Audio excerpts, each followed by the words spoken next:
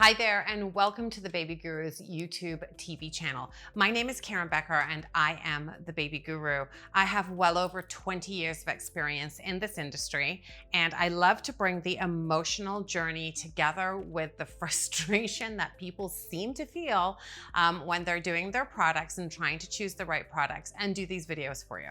So I'm doing a whole bunch of 101s for you so that you can come on over here and you can totally have a look at an unbiased, well-educated opinion, and it will put you straight. You will get the facts that you need. So today what I want to do is I want to do how to use a 101 on how to use a dream sack. Dream sack, sleep sack, whatever people are calling them, but these sleep sacks you are going to use. So when a baby has finished being swaddled and you are out of that kind of newborn to whenever, and there's really no kind of rules here. Like when a baby enjoys being, say, swaddled, then you don't try fix what's not broken. Like, why would you do that? So you leave them until you can, but comes a day where they break out of that and you're not sure what to do because everyone tells you no blankets in the crib, which is fine, and it's true. No blankets in the crib because it's a suffocation hazard. So what do? We go to sleep sacks. What is a sleep sack? So a sleep sack is a product that looks like this. It just really looks like a big bag with armholes and a head hole, okay? It's got a zip in it, might be around here on the bottom, it might be here, but basically this is what it looks like. And it is the industry taking the quilt that we all sleep under, nice and cozy, and they've sewn it up to make it safe so that baby also can have their own quilt. There you go. So that makes sense for sure. How do you actually look at them? How do you assess them? Okay, so you're gonna find a style that you like. So just like most of your baby stuff, you're gonna probably try 2 or 3 different styles and find the one you like. It might be the fabric, it might be the way the zipper runs. So this one's right down the middle. This is a Judley's Designs. This one is a Glitter and Spice product, and the zipper on this one goes along the bottom. Everyone's different. Everyone likes different things. There's no doubt you're gonna use this. So it's not about that. It's not a choice of should I or shouldn't I use them. You are going to use them. It really is just down to kind of, might be a price point thing, might be a fabric. So this one's made of 100% organic cotton. This one is made of a brushed cotton, a flannel cotton. So they're both super soft, but if you lean more towards organic, you're obviously gonna go this way. So bamboo, super soft again. It just depends. It just depends. I'm not really a big proponent of anything in particular. I think it's about ease of use. When you are trying to change a baby in the middle of the night, I think it won't matter what the fabric's made of. I think you will much prefer ease of use. So a couple of other little features, like this one, literally you're going to have the zip go this way and your baby is going to go in this way. So you put their hands in and you zip back up. So that's really easy.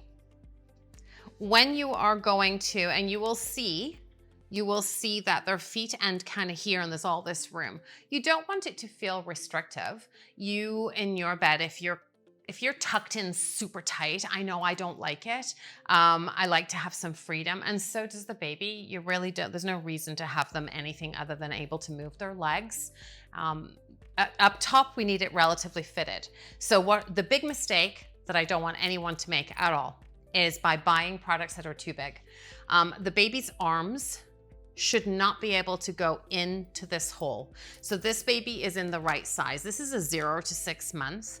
They usually come in like a 0 to 6, 6 to 18, and 18 to 36. You truly need to sit in the right age grouping for your child. Don't be trying to, just because you have a big child, don't be trying to move them up into the next grouping, because what happens is you move them up into where the head hole and the armholes are bigger, and that means the baby can probably do this, go in, and you're back to suffocation hazards. So this is one of very few items I say, please don't try and like get your money's worth. Those age groupings are pretty big anyway, so I don't feel like this is going to be a short usage item. I think that this is going to be a really, really long usage item. So that is how that one works. This one, and I'm showing you these two because A, I've got them, and B, they're just great. They're great Canadian companies who do great product and show a couple of really nice features. So this one has the poppers that decreases the size of the armholes. So Judley's Designs armholes are slightly smaller. These guys choose to do them bigger, and then they do a popper so you can decrease the size. Pretty smart. They also do an opening on the top. So they open on the top so you can get in and out that way. And then they do a zipper along the side and underneath. So you're going in this way. So for this one, you're undoing it pretty much flat the whole way, like that. And then the baby goes in and you popper it up and zipper it up all the way. See, this is just a personal preference. These are exactly the same size, exactly the same tog rating. Tog rating, let's talk about that. Once you've decided which product you want, which company you're going to buy into and support, you have to look at your TOG ratings. TOG ratings are something that tell you how warm a product is. The lower the number, the lighter weight the product is. So classically, a 2.5 TOG, and the range is like this. It goes, there's some 0.2 TOG, but let's say 0.5 to 3.5, and we don't see much of this, and not much of this really moves. In Canada, it's the 1 TOG and the 2.5 TOG. Numbers in there. Those are the popular numbers. The 1 TOG sells a lot throughout the year, but especially in warmer homes and in the warmer weather. 2.5 TOG, colder weather and also colder homes. Now, the other thing to consider is going to be the child that's going to be in it. Some babies are really, really sweaty and hot. Other babies are cold all the time. So what you're gonna do is you're gonna use layering techniques to control how warm and cold your baby is. So this baby right now, I have him dressed in, it's actually a Judley's sleeper all-in-one with the feet.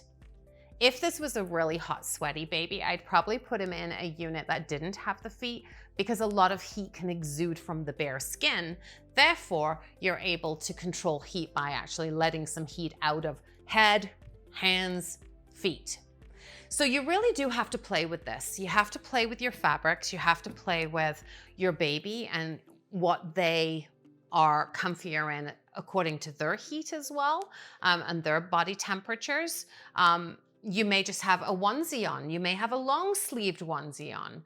You may have a short-sleeved onesie and a thin sleeper. That combination is up to you. But that is your general 101 in regards to sleep sacks. There is a lot out there. I don't think you should be confused as to what's in front of you. I think it's a case of the right TOG rating. After that, it's a case of playing with what the baby's going to be wearing. I don't love to see a lot of clothing underneath because what happens is it gets wet when they have a blowout of their diaper. So it's just a lot to work through.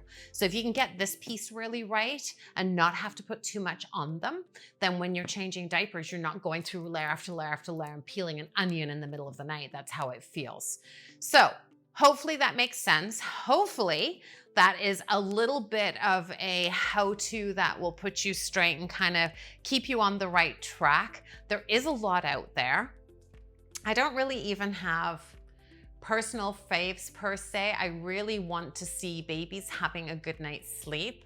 I do love the nice soft fabrics that some of these have. This Glitter and Spice has just come out when I just filmed this video today. It is gorgeously stunning, but there are some great companies out there and lots of Canadian companies. So please support local. Please support your Canadian companies because they work very hard at providing you, our great Canadian parents, with great products. My name is Karen Becker. This was a one-on-one on how to use sleep sacks. I hope it helped. If you have any doubts, questions, if I've confused you even further, please DM me, send me an email. you can contact me. I will answer all your questions. It's what I do. I've done it for over 20 years. A lot of information up here and a lot that is yours to have. So please feel free to reach out, tell all your friends that are pregnant, share with all the fun, because I think we have some fun moments as well. And hopefully I'll see you again on another one of my videos. I do a lot of 101s, so please YouTube yourselves to death and have a great day. Stay safe and sleep safe. Thank you.